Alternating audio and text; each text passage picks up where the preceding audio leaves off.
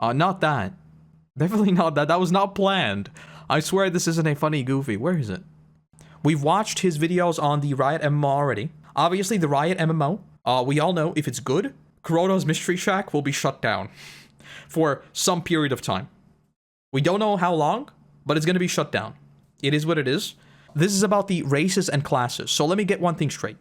If a warrior exists, I'm playing a warrior. If a human warrior exists, I'm playing a human warrior. So the only thing this video is trying to achieve is disprove my way of thinking. Well, I'm back. Last time we had a look at the world of Riot's MMO, and we talked about how the overall world design has been done for a few years now. If that was a very good video. If you have no idea what League's universe is about, I would recommend watching that one first. But now that we learned about the basics, we can dive into the other big MMO topic, the playable races and classes. When it comes to the races, just like the world, they are pretty much done. Over the years, the lore fleshed out the races of Runeterra, and now they each have their own unique story. In fact, at this point, it feels like we know Riot will not make up a brand new race. Of course, they could always theoretically do it, but I seriously doubt they would. Because that would be like forcing a new race into the world of Lord of the Rings. It would feel off among all the already established rules. I strongly doubt you wanna put a bunny person next to Aragorn. With that said, don't worry, because the lore will allow Riot to make up new races and make them feel natural.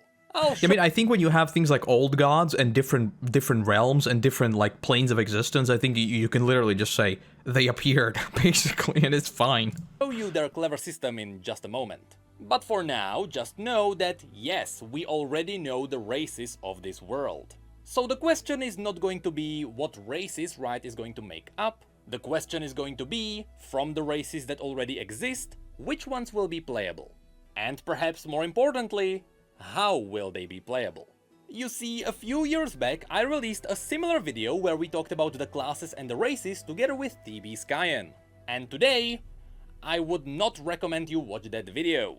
Okay. Back then, I was still clinging onto the idea that faction-based MMOs were a good idea. Faction-based MMOs are an outdated idea, you should never do it again, it's a bad thing. We talked about bad friction, that's bad friction. There is no reason to do faction-based MMO. Well, I mean, you can do factions, but then you need to make them like, you need to allow people to play together, you just need to add friction between the factions that doesn't interrupt gameplay. It can be flavor, right? So, for example, you walk into a different capital, and you lose your abilities. You walk into a different capital, you're attacked. Something like that. But it shouldn't interrupt fundamental gameplay. Like literally, World of Warcraft is now untangling the spaghetti code that is there are the factions, and trying to allow people of the Horde and Alliance play together. Don't do it. Don't do it. It worked for WoW, and it worked for my guilty pleasure, WildStar. Unfortunately, what I didn't know is that merely a year later, the idea of faction-based MMOs would crumble to dust. Yes. That's because factions... Almost as if friends want to play together and they don't want to... like, literally, imagine wanting to play an orc with me. I'm not playing Horde. Why would I play Horde? I'm a human. ...have a massive flaw. Besides the fact that PvP is almost guaranteed to be one-sided. I mean, who would want to play for the losing side? Especially if there is no compensation. Classic WoW is a perfect proof of that. Yes. Yes. These are, if you don't know what these are realms, right? So this realm is 99.6% dominated by the Alliance. This is 99.4% dominated by the Horde. These are players. This is what happens. That. Not to mention New World. But also, if you split everyone into two sides, you are splitting up your player base. And that is almost never a good idea. You simply don't want to prevent people from playing together. The reason why in the past it worked for WoW is because Blizzard heavily played into the faction pride. People were proud. I don't think it's just faction pride. I think it's completely external. I think it's because the internet was just a little baby back then. I think we just didn't have the internet culture we have today, and things like this very, very strong friction between the factions worked, and people weren't bothered. Now we just sort of want to play with our buddies, like we just talked about with the Just Strife Haze video, right? It's bad friction in the modern landscape. Back then it was fun, it was cool. Now it just feels, it doesn't feel good. to fight for the Horde or the Alliance. But even back then, it really wasn't perfect. Yes. And then people started min-maxing the game and they realized that factions didn't matter. And that's where Riot has the edge. By the way, internet lore. A lot of people use Kek without knowing what it is. That is literally from WoW. It's LOL. You may know that League of Legends has a lot of different regions, where they all act independently and they all have unique relationships with their neighbors. Because of this, forcing faction alliances into this world would ruin the already established lore. So PvP factions are most likely not going to be a thing. However, despite that, League absolutely has faction pride. People love it when a new Shuriman champion is announced, because people love that place. And people love it when the new champion is not Ionian, because god damn we have too many Ionians. Nearly every League of Legends player that dude with has the katana favorite kind of looked region. badass. And you bet when the MMO Final Fantasy doesn't have a warrior I want to play, so I played a samurai. But that's just because their warriors were it wasn't what I wanted, basically. comes out, I didn't people like will the want warriors to in play for Final that Fantasy. region. And this is where the brilliance of Riot's world kicks in. You see, the fundamental lore of League of Legends is based around the idea that anyone can be from any region. After an event the story refers to as the Westward Migration, races mixed up all around the world. So it's not like there is a furry region where you can only see furries. There are definitely regions... Actually, you can. It's in the biggest capital on top of the mailbox.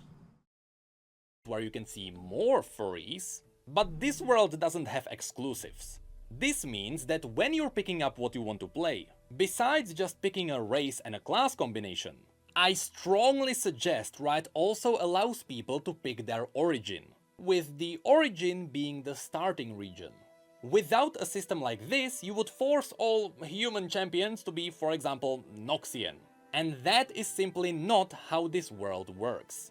So, I've been membering about I think you can definitely just, detach where you want to start playing, and we still don't really know, how... Maybe the leveling experience is linear, you know? Maybe there even aren't, very distinct starting... There probably will be, but maybe there aren't, you know? Who knows? Maybe that's their modern way of approaching the game, and just making it kind of linear, and not having the usual thing of, I want to start here, but my buddy wants to start here. So we're just not going to play together because we can't start in the same... Well, I mean, we can start in the same location, but we don't want to, you know?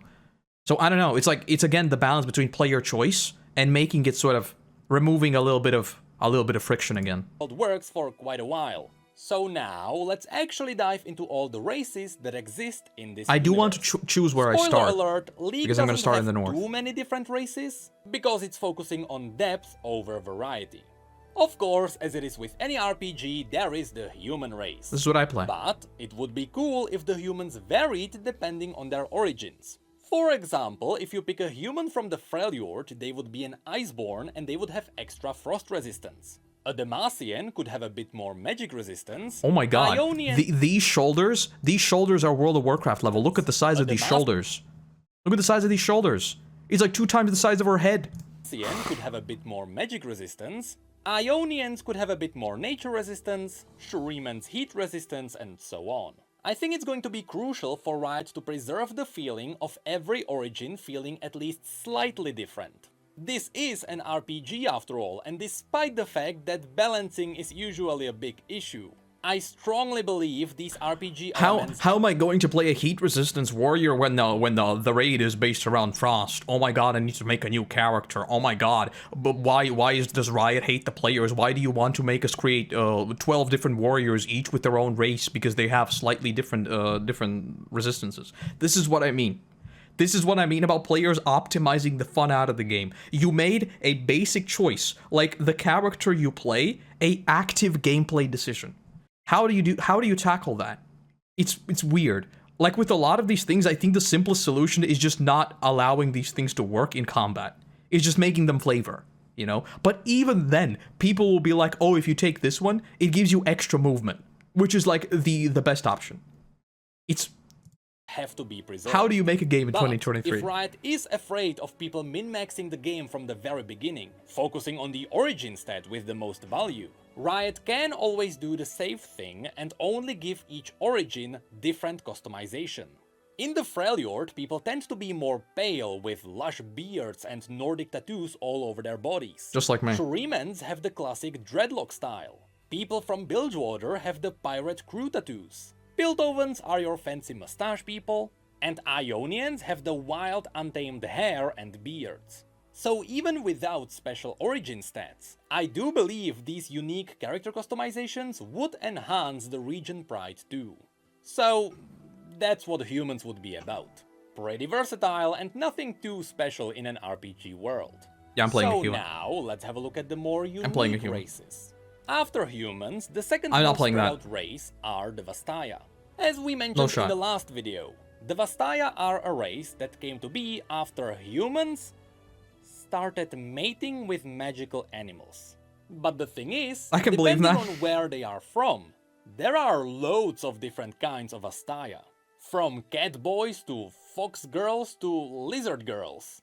In fact, here's a family tree of all the Vastayan tribes, and even Oh, I mean, a lot of these are just like, I don't know what these are. this doesn't cover all of them. And this is where Riot can pull off something genius. As I said, this world already has set rules. So it would be very difficult to introduce a brand new race into this universe. However, it is going to be very easy to just make up a new Vastayan tribe. So I propose that Riot doesn't make the Vastaya as a playable race overall, but instead it would be cool if Riot let the specific tribes to be playable races. This would leave the door open for them to introduce new playable races later down the line. If they cross off all the Vastaya at once, they kinda shoot themselves in the foot. But I know, here I wonder how they'll do this, right? Because I kind of, like, if I compare WoW and FF14 directly, I kind of really like the fact that I can play all the classes on a single character. I think that is really, really cool. I don't want to have alts. Like, I genuinely think alts are a bad thing. I don't like alts. And I have, like, 20 of them. So I'm kind of curious how they do that. Because I think, like, introducing new races over time is obviously what any game will do. Like, obviously, you know? But I don't really want the next big MMO to be, again, like, hold on, let me jump on my alt 23 for whatever. I don't know. Here I go mumbling about how the world works again. So let's have a look at some I kind of of wish the it was just like, you could tribes. do it all When on I a single say dude. Vastaya, most people think of Ari. She comes from the Vasani that look like foxes. Although her tribe is mostly gone, the lore can justify new members to be found, so they can be playable. The Kilash tribe comes from the jungles between Shurima and Ishtal. These lion-like people are known for hunting dangerous beasts, and they take great pride in trophy collecting. It's the average mount collector. The Shimon tribe are monkey-like people from Ionia. Okay, you know what? Maybe I'll reconsider. If I can play a monkey man, maybe I'll play a monkey man. While their older members are very wise, Not their this younger guy. members can be very goofy. The Otrani come from Mount Targon, resembling the classic goat people. Their hobbies are taking care of the Stellarcorns. The Lothland tribe are Ionians who resemble bird people. This tribe likes to combine the art of dancing with lethal assassinations. The Uvikat are I wonder, like, look at this, right? How will armor work on these dudes? Okay, even like with this, we kind of have the WoW problem all over again, right? How will, if we have so many different character models, how will they fit armor on all of them? Right? Because with a race like this, like shoes, no go. A race like the one they had claws, very goofy. again, a no The go. Otrani come from Mount I want to know how they do Targon, that. resembling the classic goat people. Their hobbies are taking care of the Stellarcorns. Like with these. Can you put shoes on them? Technically, yeah, but it's The gonna look a bit Lothland weird. tribe are Ionians who resemble bird people. This tribe likes to combine the This art right here, of right? Because they have dancing claws for legs. with lethal assassinations. The Uvikat are something close to lizards, though they do have the ability to shapeshift. Out of all This, of by the way, other I think this is really cool. When you give a lot of these more spicy races just the option to also turn into a human, that's something really cool with the Worgen in WoW, right? And with Drakthir in WoW. these are the closest to their pure blood ancestors. And we also technically have the Marai. The fish people, whom I doubt are going to be playable. Yeah, same with World of Warcraft. The reason why Naga was never playable because their model is just a nightmare to make anything fit. In modeling boots for them. Yes. Now, these were the more pure-blood tribes. But there are many more vastaya who don't fit any of these. For example, Seth has an Ionian Vastayan mother Yeah, but he's just and a cat an boy. Noxian human father. He's still just so a cat he boy. doesn't really have a tribe. Long story short, the Vastaya are an incredibly versatile race and Riot can use them in a million different ways. This is where they can really go wild. But that's it for the Vastaya. So now, let's have a look at the third most popular race, the Yordles. These are the classic RPG tiny people. In League of Legends, people either... I love this dude from Arcane. I forget what his name was, but he was one of my favorite characters. The little scientist dude. Adore them or hate them. There is no in-between. Kinda like those guys. But not those...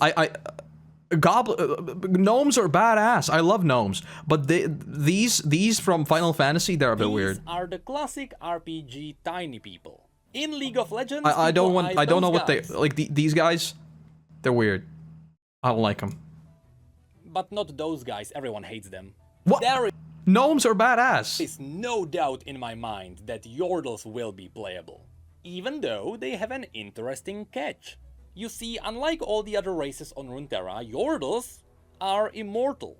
They are essentially modes of magic that come from a hidden magical realm known as Bandle City.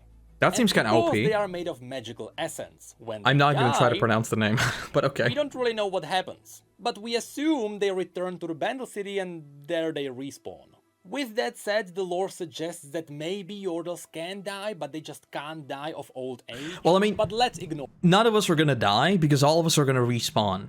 I think it's fine. I think if you just, like, literally make it in lore that they are reincarnated all the time, I think it's fine. that. You know? That's a massive rabbit hole. So, you Yeah, who know, cares? when it comes to gameplay, at least corpse running is going to make sense for them. Exactly. Now, because Yordles are immortal, in most cases they are always happy and cheerful. Even their home realm is very colorful because of that. That's a very good way of looking at it, because usually like every story where you have an immortal character, they're depressed, like very depressed, and usually seeking a way to die. So I guess that's a very happy way of looking at things. But then there is also Vex, a Yordle champion who has recently been added into League of Legends, who gives Yordles an interesting perspective. You see, unlike all the other Yordles, Vex hates living. She Wow.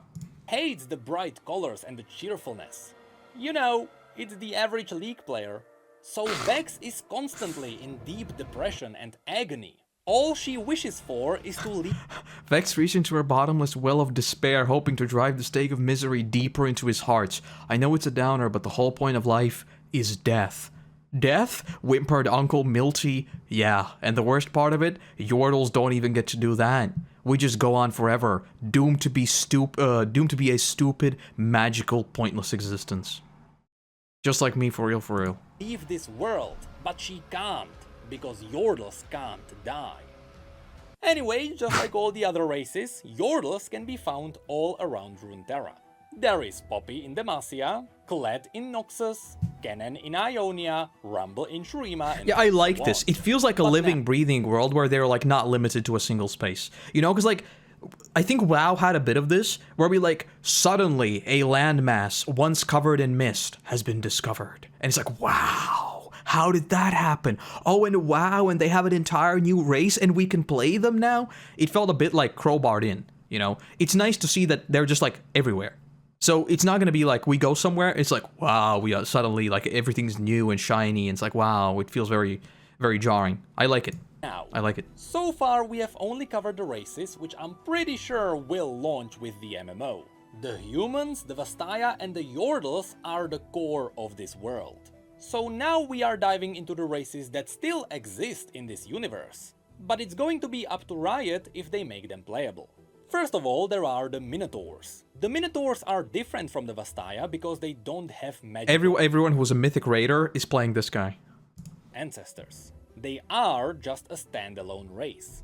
Originally, the Minotaurs controlled the mountains south of Noxus, But because Noxus is Noxus, soon they absorb the Minotaurs into their empire. I don't know how they'd work, because they should be much bigger than humans, right? But are they like Tauren bigger than humans, or like much bigger than humans? Because the Tauren in WoW is also big, but it's not huge. If Minotaurs are huge, well then that's a problem, because I don't know how that would work from a game design perspective. Like, are you going to make all doors Minotaur-sized? That's kind of a problem, you know? If that said, some I Minotaurs wish they were in the fled game, because they look tyranny of badass. Noxus and they joined the other regions. A great example is Kryl, the Minotaur fighting in the elite armies Yeah, of so, I mean, that's just a big humanoid. Demacia. That's fine. And yes, the Minotaurs also have the stereotypical sexy female version in this universe, so they can Is that meant to be stereotypical? easily be turned into a playable race. I think Minotaurs are usually like demons. There is an incredible amount of weird fishy people. A lot of these could be really cool playable races when this is cool. Guildwater gets its expansion. Although modeling helmets for a hammerhead shark is going to be interesting. We also can't forget about the trolls. Previously, I showed you the ice trolls, but there are also the sand trolls. And here's an interesting fact for League veterans. We have never seen a sand troll, but because of Ezreal's adventures, we know they exist. They should be around Icathia, which is where Jax I talked about this when we were watching the world building video. This old god looking thingy is so badass. I love it. Who also has 3 fingers, by the way. So it is extremely likely that the mysterious Jax... There is literally a helmet like this in World of Warcraft. Literally, this exact helmet exists. Actually, no, it doesn't, because it doesn't have this little thingy on top. ...is a sand troll. Regardless, the majority of trolls are united under Trundle, the self-proclaimed Troll King, who is fighting in the service of Lysandra, who is a baddie even though she is morally right. This looks like a Warframe character. Since the majority of the trolls are our enemies, I doubt they will be a playable race. Lastly, let's not forget that this universe... Look at this dude. He's found himself in a bit of a pickle. ...also has Yetis. Fun fact, yeah, I mean, they're not going to be playable, frozen, right? The Yeti civilization was very advanced. They even had their own technology based around magic. In fact, Willump, the Yeti Nunu is riding on, is a hologram from the Yeti technology. But then, as the civilization disappeared, the Yetis went a bit more ferocious. So no, they won't be playable. Yeah, I mean, but again, it's like, it's a matter of how would you even make them playable? Like, if they're huge, how would they work in a city? They wouldn't be able to enter any houses. It'd be kind of a pickle. Races. As I mentioned, there aren't too many different kinds. But that's because Riot is avoiding mimicking other RPGs. That's why there are no dwarves or elves here. Runeterra is simply trying to be unique in every way, and so far, it is working. Now, I also have seen some people asking if Darkin will be playable. To which... What the hell is this demon-looking thing? This looks like... I don't even know. This is like when you're watching some sort of weird anime and suddenly the anime has a huge tonal shift and suddenly you find yourself in some sort of god's gladiator thingy and this guy is watching you. This is what it looks like. I have to say, from like a mecha or something. That's like asking if you can play as a god. The Darkin are a corrupted version of the ascended god warriors. A single Darkin can annihilate an army of 1,000. In fact, the Darkin known as Aatrox is the only being in existence that managed to kill a celestial god. He stabbed someone wielding the power I like how... I already like how with this Riot MMO, we have the same thing that we do with WoW. When we are talking about lore, suddenly, like in a video that is very high quality and everything, there is just a 1999 model that appears. This is not 1999, don't get me wrong, but like a model from like Warcraft 2 appears on screen, and it's like, yeah, that happened, but that was, 25 years ago. So we don't really have new assets. We have to kind of put up with what we have now, I like this because this, like, it looks so janky. This looks like BC WoW. Aspect of war so hard, the aspect of war died. So no, I don't think Darkin will be playable. Anyway, with all the races covered, assuming Riot is going to use the origin system, this is what the playable races could look. Alright, so human can be all of them. Vastaya, okay. I mean, I'm gonna be a human, so I can live everywhere. I'm good. Like, humans are versatile, they are everywhere. Like, purely by the thingies, I'm going to live either in Targon, whatever that is, or Freljord, because that is obviously the north. You know? There is not much to mention there. When it comes to the Vastaya, the common tribes can easily appear in Noxus, Piltover, and Bilgewater. These are the regions open to everyone. Bilgewater is the pirate side, town, right? The Vastaya are closely linked to spiritual magic. That could also be so cool. You will hardly find one in Demacia, since it is a firmly anti-magic region. And somehow, not many Vastaya were ever mentioned in the Freljord, so Riot doesn't have to force them there. But then we have Shurima, Ionia, and Targon. Assuming these would be saved for expansions, they could be used to introduce new playable races. Since I doubt all the newcomers remember the names, the Pilash, Lothlan, and Otrani are the lion people, bird people, and goat people. Okay. When it comes to the Yordles, as I mentioned, they can originate from anywhere, but they do avoid the Freljord and Targon because of the harsh climates. Okay. And yes, I know there were some prehistoric Yordles in the Freljord, but after it got covered in ice, they disappeared. What the hell even is going on in this picture? Is this a mountain? I mean, it looks like a mountain. This is not a live being. There is a huge dinosaur-looking thing in the background. I love this. And lastly, the Minotaurs can be found in Demacia and Noxus. But it does make sense for some of them to flee to the Freljord, and others to travel to Ionia during the invasion. With all of this said, remember, this is just my decently educated opinion. Since the races are pretty much mixed up all over Runeterra, Riot could also lift the limitations this place was also and cool. let every race start in every region. This was the city, I think, where like magic was banned, right? And if you entered, you lost access to magic or something like that. Be fine with that. Some story would be wonky, but it wouldn't be anything horrible. Although, I still believe some racial exclusivity helps the feeling of RPGs. Yes. So, all of this is still only the first... I have very mixed opinions on this, because I do think they're good. I like them. But I can already imagine people being annoyed, you know? I want it to be like this, because I think it's really cool from my flavor perspective. I'm always for flavor, and I think this is that. This doesn't, like, inconvenience you fundamentally. But people are gonna be mad. First half of the video. If you want to take a break and do your business without washing your hands, now's your chance. That was an Asmongold reference, I think. Could be because Asmongold doesn't, you know, he's very public about not washing his hands. I'm gonna be the complete opposite. I'm gonna be the Asmongold antagonist. Wash your hands, always. I wash my hands about 60 times per day. I'm not joking. When I went to see a doctor about a thing on my hands, they told me I wash my hands too often. So that's a problem. This program will continue. It is in fact an Asmongold reference, I thought so, yeah.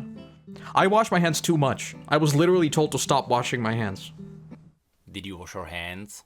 Okay, so far we only covered the races, which was definitely still the easy part. The much more difficult part are going to be the classes. This is where Riot is facing a great This is like a paladin, challenge. right? Partially, it's because there are inherently no wrong answers when it comes to designing a class system.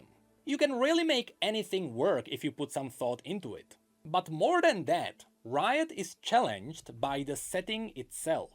League of Legends currently has over 160 different champions. Yeah, and they each have unique... I guess by design they are meant to be very unique, right? So fundamentally they do not have classes. Because like, there might be 100 different dudes who wield axes, but like half of them will be magic axes, half of them will be physical axes, you know? It's that sort of thing. So I think from a lore perspective, it's probably kind of finicky, you know? Abilities, and together they can define about 40 different classes. I counted them myself. 40? From these, Riot has to pick only a handful to be playable.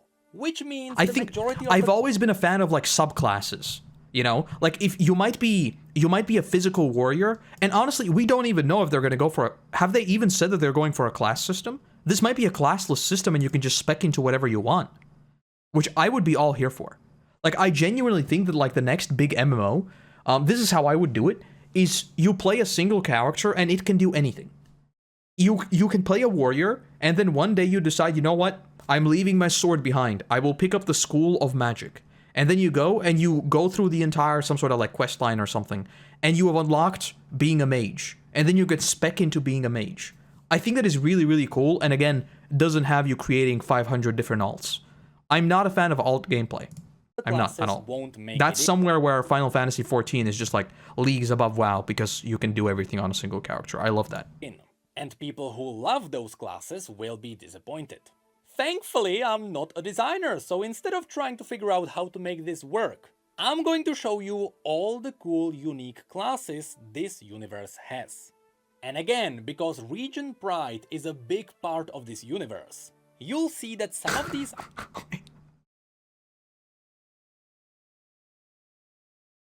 I love how the hair just popped out. Was it...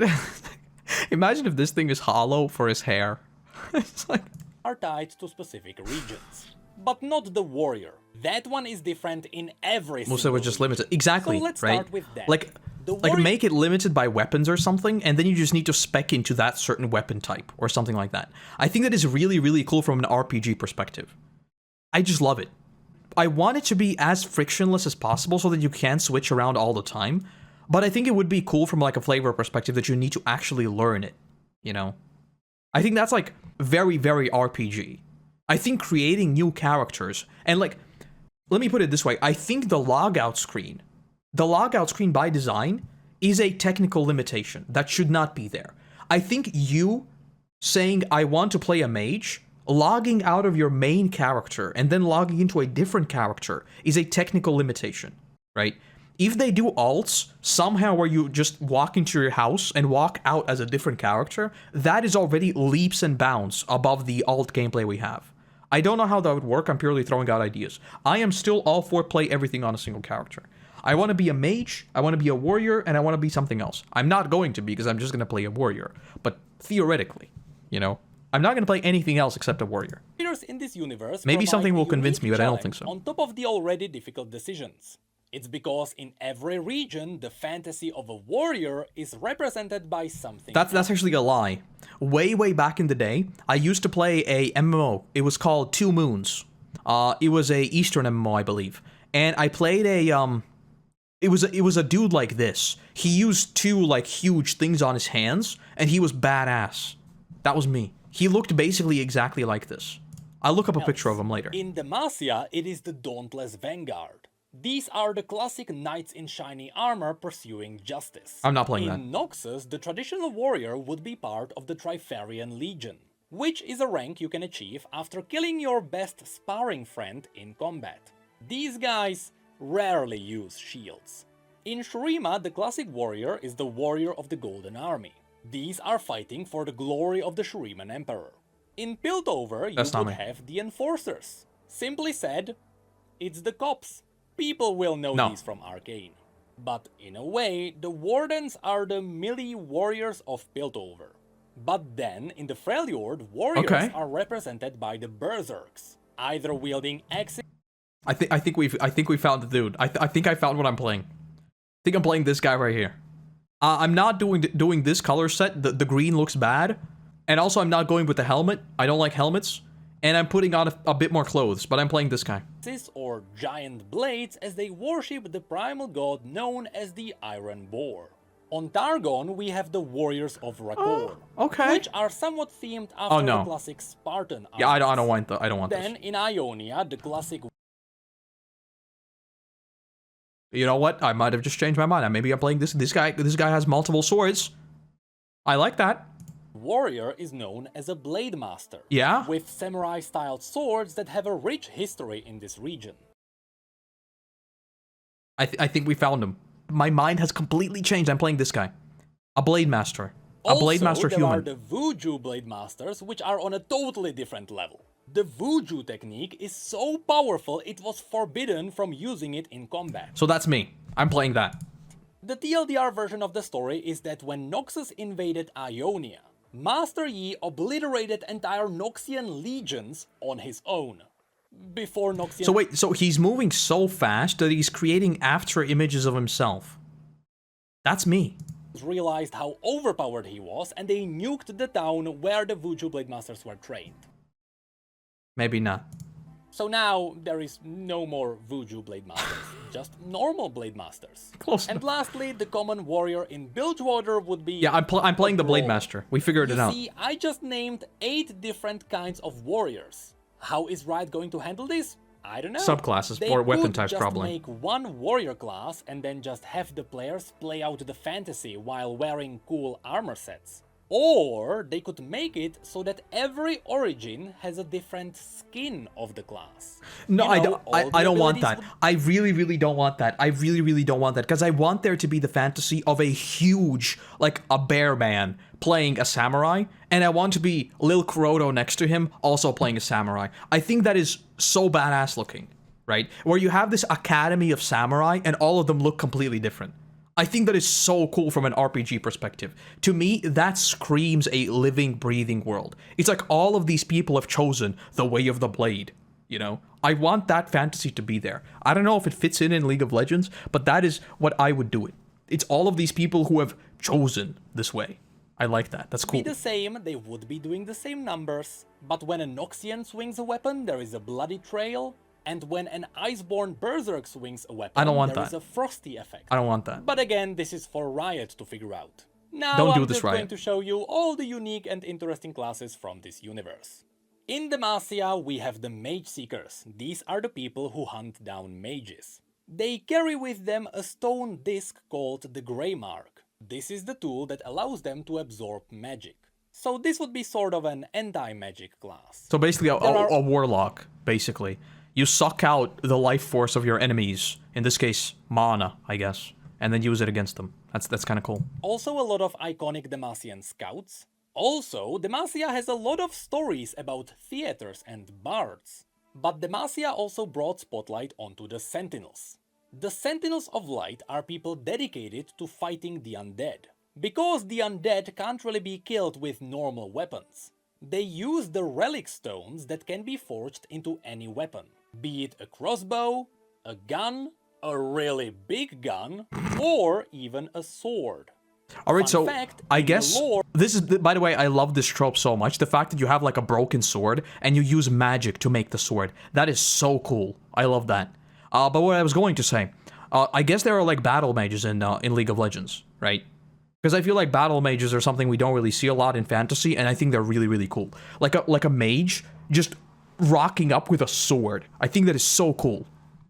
Or the Sentinel guns don't have triggers. You have to will it to fire with every fiber of your body. So of course, Lucian canonically fired it with his PP. Lastly, this will Hold on. It's most replayed. It requires control. It requires focus. You'll need to... I mean, it's implied, but does he really? Does he? It's heavily implied, you know? It's like one eyebrow raised. PP. Lastly, this will be unknown to even veteran League players. But Demacia put a really cool twist onto the Paladin class. You see, in League of Legends, when you play as Garen, his ultimate is to This is a human from Warcraft. Okay. smite his enemies with a giant holy blade. He's even got the Alliance armor. Hold up. Wait a minute. This made people wonder, is Garen a mage? In Demacia? Actually, no. In the lore, Garen has never done anything even similar to this. And that's because there is something even cooler happening. Most people in Demacia pray to the aspect of justice, which they call the Winged Protector. That's why Demacia has a lot of angelic statues. These look so Coincidentally, badass. the aspect of justice can also be found in League. It's Kale. So what's happening is that when Garen is casting his ultimate, it is not him magically creating a holy blade in the sky. It is actually the aspect of justice answering his call. Okay, I love that. Like, from a lore perspective, this is like calling upon the light, you know? But I mean, the light in WoW is kind of we don't really know much about it, it's just a force. I like the fact that you're actually calling upon someone else to deliver the strike. That's such a cool fantasy perspective. I like that. So even though this universe doesn't really have a paladin class, which would be casting holy spells, This would be a really cool alternative. I like it. People who worship the aspect of justice and let her answer their calls. And like, again, from a fantasy perspective, you can switch classes, right? Because you can start praying to this god from like an in-universe lore perspective. And then one day, as you're training your new abilities, your like call is answered and you have become a paladin. That is so cool from a lore perspective. I want that. Cool, but now I'm never let's gonna move do it, on to Noxus. but it's cool. Noxians are one of the only regions who harvest black powder, so they also have their own mercenaries with functional guns. In Noxus, you can also find a lot Why would you need guns when you have this? I don't think this guy cares about guns or bullets. of demonic cultists, so I would expect a warlock or a demon summoner, and they also have a few renowned assassin guilds. And the most unique of them all, Noxus also has a circle of hemomancers, people who follow Vladimir, a lord who used to be a hostage to the What the hell is going on with his fingies? Darkin, and who eventually learned how to use their blood magic. So these people use the very same blood magic Leaked picture of me hanging out with my buddies, casually flexing on them with my blood magic. This picture goes so hard, I love it. that shaped the Darkin. Then in Shurima, we may find arcane mages. These people follow Zerath, the most powerful mage on Runeterra, whose body has been reduced to nothing but arcane energy. I would honestly love to see this class in-game, because I love the idea of having an Archon form on cooldown. Shurima also Yeah, that is badass. I love when you have these transformations, you know? Like your ultimate ability is literally transforming into a different being, and you become only the vessel of that power. Again, I like that from a lore perspective. I don't know how that would really work. I mean, it's just like a cooldown ability, I guess. But I like that from a lore perspective. Because, I mean, WoW has a lot of those, right? some prophets I love who can transformations. open up They're tiny cool. portals into the void and summon tiny void creatures. It would be sort of like Warlock in WoW. You know, use the power of the enemy That's one against spooky themselves. being. Then there are the sand shifters, people who can use the sand to So they're create earthbenders. sand mirror images. And we can't forget about the chronomancers. Oh my god, it's a time wizard and he looks like this. He's a time wizard. I want to play this guy. Even though I never play... If there are time wizards, I might be interested in playing a wizard.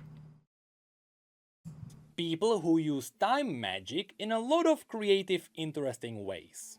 Then, in Piltover, riding off of the success of Arcane, people will want to play as a Warden. No, I which is won't. a more elite version No, of the why would I do that? Enforcers. These would be equipped with sniper rifles and stun grenades. Why would I play with some sort of stun grenade and sniper rifle? That's like, no. On the crafty side, That's like a boring hunter. You're not even going in the forest and hunting beasts. You're just running around with a rifle. That's so boring. there No. are also the Hextech engineers. These are the people who can use science to allow them to wield magic even if they are not mages. It's kinda And cool. separate from them, there are also the artificers. To them, anything from a powerful arm to blade legs should be possible. And down in Zone, I would love to see some kind of an alchemist who's using questionable drugs to help his allies. That seems really, really cool. This is like WoW just had the Evoker put in, right? It's like a support class. I wonder whether they're doing the Holy Trinity or not. Because that's always something I've been... Like, again, we talk about what WoW did for the MMO genre, right? I feel like everyone who's tried to break away from the Holy Trinity hasn't really done it well. I feel like the Holy Trinity is there for a reason, but I kind of want to break away from it. I think it would be cool if it's not just like a tank being a tank, a healer being a healer. I want there to be some wiggle room. I don't know though. Like again, we're talking about an MMO that is still years away, and I'm just like, I want the genre to have a fundamental shakeup. I don't know if that's what Riot is going for. Maybe. Next we go into the Freljord. Here we can find the Draklorn Inquisitors, which are Lyssandra's followers with abilities themed around true ice. Essentially, these would be frost battle mages. But perhaps the most iconic for the Freljord would be the Shamans. These worship the animalistic This looks so badass. Oh my god.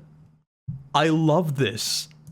primal gods of the Freljord, and all their abilities mimic the primal gods, be it a bear, a fox, a mammoth, or a boar. Then on Targon, That we was would find a lot badass. of people with This guy right here, this is me. I don't know what it's supposed to be, a wolf cat, a cat, I don't know what it's supposed to be, something, but it looks cool. celestial powers. You know, calling down stars and such. But there are also the Solari, who use the power of the sun to enhance their attacks. They also wear massive plated armor, so this would be the tank class. Or the Lunari, who use the power of the moon to stay in the shadows. I mean, again, this would be more... This is one of those things that I would love for a game to pull off. You know, the way I think about these things a lot of the time is like, what has been cool in a show I've watched? I love when, like, things in the world affect what you do. So, like, in like Avatar, right? A full moon empowers waterbenders. I think that is so cool from, like, a narrative perspective. And I wish we could capture that in a game without people immediately yelling out that, well, now I need to play this class that is empowered by a full moon under a full moon on a Tuesday at 11 a.m. because that's when they're strongest, you know? I would love for these things to have a ton of personality, but I just don't think it's reasonably possible. I like the flavor, but I feel like that flavor will be lost for the sake of practicality. Of an assassin class. Besides these, there are also a lot of star callers around, and even draconic worshippers. Okay. Then in Ionia, besides the Vuju Blade Masters, which would be far too overpowered, some people choose to fight without a blade. These would be the monks of Hirana. They channel the power of Ionian dragons to empower their limbs. And don't worry, they are a bit different from the traditional monks. They are far more badass. Think less Bruce Lee and more Dragon Ball. But of course, Ionia is also home to the Kinku ninjas. Their goal is to maintain balance in Ionia. This means that when a spirit starts killing people, the ninjas go out and deal with the spirit. And when people start terrorizing the spirits, the ninjas go out and deal with the people. Good. Most of these are your classic ninjas. Balanced as all things should be. I like this. And I also wonder where, like, nowadays I feel like a lot of the rogue classes and ninja classes are always melee based. I wonder whether or not we're going to see some sort of shake up there, you know? Whether they can be both ranged and melee. Empowered with spiritual magic. But some are using the This looks really cool. shadow technique. And while they surely look evil, just like anything in League of Legends, it's not really one-sided. Like, if you think about, like, Assassin's Creed, right? Which one was it? I think it was Assassin's Creed 4. Along with your, like, hidden blades and everything, I think there was a thing that fired, like, bolts, right? So you could be a rogue, but you could still, like, fire bolts from your hand or something like that. I think that'd be cool. Like, mixing in ranged gameplay as well. These ninjas are simply using questionable techniques to protect their homeland. And honestly, the Shadow Ninjas are so iconic for Ionia, I really do believe they will be playable. This looks so cool, like you're embracing the shadow and it slowly creeps up your arm. Oh, and it takes over the tattoos. Yeah, I like this. Like, again, from a fantasy perspective, there are so many... I love the League of Legends universe, I'm not gonna lie. I really, really do. The more I hear about it, the more I'm like, okay, sign me up. I just wonder how many of these things will actually translate to the game. I think a lot of these things are really, really cool on paper. I just wish we actually see them in the game and they're not optimized out of it for the sake of gameplay, you know. It'll be interesting to see. Then we get to Bilgewater. Besides all the things that you could do with pirates and monster hunters, the most iconic class of this place are the priests of Buru. The Buru worship the god of This is peak pirate fantasy. Motion called Nagakeboros. While they are priests, they fight with full physical strength, while borrowing power from the god to empower themselves. Usually this means the god spawns tentacles to smack the enemies around. But they also have healing powers, so that would be a really cool support class. In Riot's RPG called Ruined King, you can play as Ilawi, the High Priestess of Nagakeboros, and there you can see all the attacks she can pull off. And this takes us to the last place, Ishtal, which will most likely be saved for an expansion. Yeah, this is the location I think that was like split off from the world, like for thousands of years, something like that. As I mentioned in the last video, Ishtal specializes in only one thing, elemental magic. So if elemental mages become a class, and they should, even in League, elemental dragons are a core mechanic. They would come from Ishtal. But that's it for all the unique classes this universe has to offer. Funnily enough, when I was drafting all these classes, I realized a lot of them... Ooh, Warrior Dauntless... what are these? Blade Masters, Hybrid, Gunslinger... Yeah, this is what I mean, right? Because this isn't really, like... I guess Warrior, Gunslinger, Mage, Summoner, Rogue... all of those kind of fit into DPS, except for, like, I guess a few of these that were tanks. It does sort of fit to the Holy Trinity. I don't know, we'll see. Under specific categories. So going with the skin idea for all the classes wouldn't be too unreasonable. I don't like this. Which was Ionia? Let me Google that. What is Ionia? Oh yeah, Ionia was that place I kind of liked. Yeah, never mind. I'm fine with being a Blade Master. You know what? On second thought, Blade Masters, Ionia, sign me up. A lot of them fall under specific categories. So going with the skin idea for all the classes wouldn't be too unreasonable. But I still want it to so be many like artistic variations of the classes would be taxing. So overall, I believe Riot should not care about disappointing some players for not including their favorite class. With so many options, it's going to happen anyway. Instead, pick a couple of classes that simply make sense for you. You know, a Blade Master here, an Arcane Mage there, and just have fun. Yeah, I do still think that every race should be able to play the class. I think that's cool. Fun during development usually translates into great experiences. And I hope I'm not pressuring anyone by stirring up hype. If anything, I'm just happy that people find these videos interesting. And all I'm doing is presenting information that Riot released over the past 10 years. I mean, I know the video is interesting because Asmon only paused 3 times and he said, "That's cool." And I like it I like it a lot. a lot. And That's what the this is actually really cool. Yeah. I didn't know any of this. Me neither. I didn't know any of this. Well, me and Asmon in many ways walked the same path. There is this period of... Asmon has said this as well, right? So there is a period in my life where a lot of games came out and a lot of things happened, but I don't know what happened because I was playing World of Warcraft. That's all I needed. When this game comes out, and if it's good, Koroto's Mystery Shack is going into hibernation. It's just going to disappear off the face of the earth for a little while. Potentially years, potentially a decade. You never know what happens, but, you know. that to me marks a big success. Next time we are going to talk about all the already... I love things like this so much. This looks badass. I love these old god, like, ancient creatures. And that's absolutely why I love, like, Norse mythology. It's one of those things that I think is, really, really cool there. With, like, Eikthyr and all those things. I love it. Established raid bosses of this universe. Which is a very personal topic for me. You know, I am a father, my son is 2 years old. So by the time this MMO comes out, he's Oh my god, I know exactly what he's going to say. He's going to say that his son is going to farm out stuff for him. going to be just the right age to heal my raid. Close enough. That was a good video. But I figured out what I'm playing. I am playing a Blade Master. It's not even close. Where is he? I'm 1,000,000% playing a Blade Master. I would love to play this Blade Master because he wiped out like 1,000 dudes alone.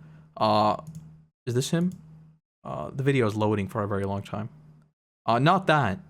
Definitely not that. That was not planned. I swear this isn't a funny goofy. Where is it? Is this it? Yeah, there we go. I'm playing this. Not that. Oh my god, where is it? It's 505. There we go. I'm playing this right here. A Blade not. Oh my god. A Demacia. I'm about to mauled. YouTube. There we go. I'm playing this. I'm playing an Ionian Blade Master. That is what I'm playing. If this exists in the game, I'm playing this. Clip it and ship it. I've made my decision. This is what I'm playing. Basically a human warrior, just with an attitude. We'll see though. If there is some sort of human that can use 2 weapons or something, I might play that because that feels like more actiony, you know? Playing a katana, it feels slow and deliberate. You know, like you're doing heavy blows, but they're slow. But each blow like hurts. It's like an arms warrior in WoW, right? But I want to play a fury warrior. So if there exists a class that can like dual wield blades or something like that, I'm playing that. Because that's just going to be me mashing my keys. I love that. I want to press a lot of buttons all the time. If they're high speed though, then I'm playing this, basically a samurai, because it's badass. is badass. All right, I'll link the video. This is a great video, again, by Nakrit. I'm absolutely falling in love with this universe. You have no idea how much I hope that it's good. I really, really hope it's good. Because, man, there are so many things in here. Like, just images like this. Like, yeah, this is a goofy little man here. This little goofy little man running. But, man, does this look badass. And, like, things like this. This is so badass. I love this. I love this. And the fact that they just have so much lore, right? This is, like, one of those things. There is already so much existing lore that they don't even need to, like, come up with stuff from absolute zero. There's already so much world building there that it's not going to be like, a lot of places won't feel dead because there is literally years of culture, if you will, already behind that. Because people have been writing it for years. So that's very, very cool. Anyway, I'm very excited. It's definitely going to come out in about 2029. And when it comes out in 2029, I'll be right here to play it. It's going to be exciting. It's going to be great. Drop a like for Nakrit. Subscribe to him, and we'll be watching all of his MMO videos whenever they come out. They're great.